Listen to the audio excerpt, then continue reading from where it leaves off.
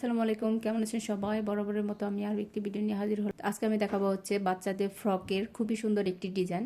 তো আমি হচ্ছে এখানে প্রথমে হচ্ছে ফ্রকটির হাফ বডি হচ্ছে কাটিং করে নিয়েছি। দেখুন এটা হচ্ছে আমার টোটাল হাফ বডি এবং এই হাফ বডির সামনে হচ্ছে আমি একটি ডিজাইন করব। তো ডিজাইনের জন্য দেখুন আমি ঠিক এরকম করে হচ্ছে ডিজাইনটাকে হচ্ছে করে নিছি।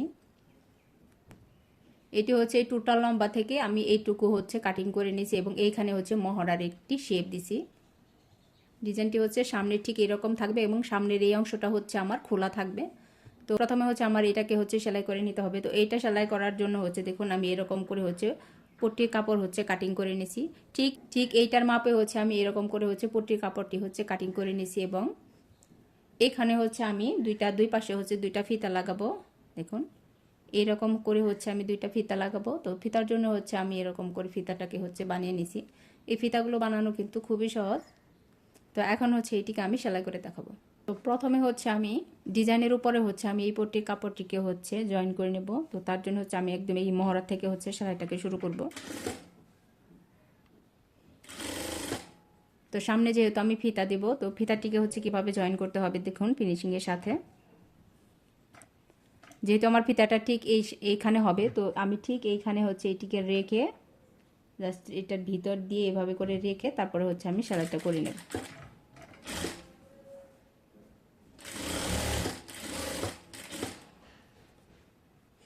ঠিক একইভাবে হচ্ছে এই পাশেও আমাকে ফিতাটাকে হচ্ছে এইভাবে করে রেখে তারপরে হচ্ছে সেলাইটা করতে হবে।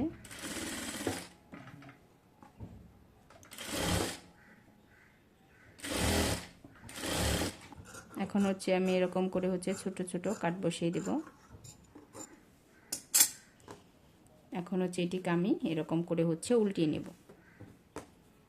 উল্টানোর পর হচ্ছে এইখান দিয়ে হচ্ছে আমি একটি চাপ সেলাই দিয়ে দেব, তাহলে হচ্ছে ফিনিশিংটা আরও বেশি ভালো আসবে।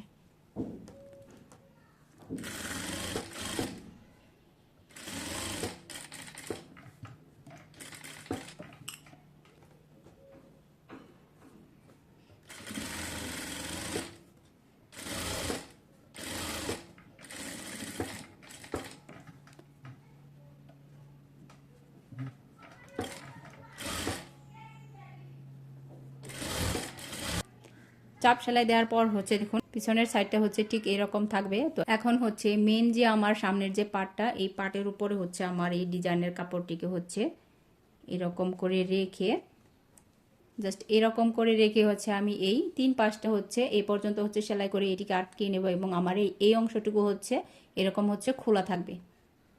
ঠিক এইখানেও ঠিক সেম আমাকে হচ্ছে পুটের সাথে এইটুকু হচ্ছে সেলাই করে আমি আটকে নেব। তো এটিকে হচ্ছে এরকম করে সমান করে ধরে তারপরে হচ্ছে আটকে নিতে হবে।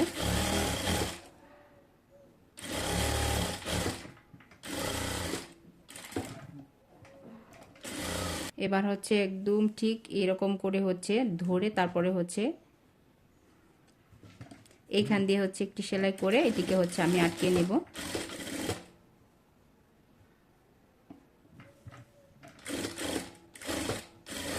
এই তো দেখুন এটিকে হচ্ছে আমি আয়রন করে নিচ্ছি এবং খুবই সুন্দর একটি ডিজাইন আমার হয়ে গেল।